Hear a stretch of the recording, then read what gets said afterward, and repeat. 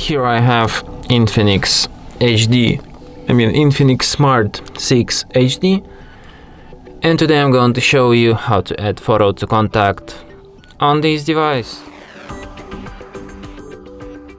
So firstly you have to open contacts list, then select contact to which you want to add photo, tap on the pencil icon to edit it, tap on the camera icon to edit photo. You can take photo or just select the one that already exists. So let's pick, for example, this one.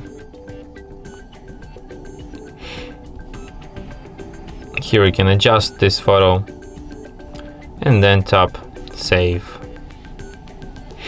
And as you can see, photo to contact added.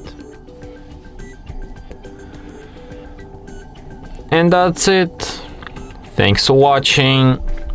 If you find this tutorial useful, don't forget to hit that like button and subscribe to our channel.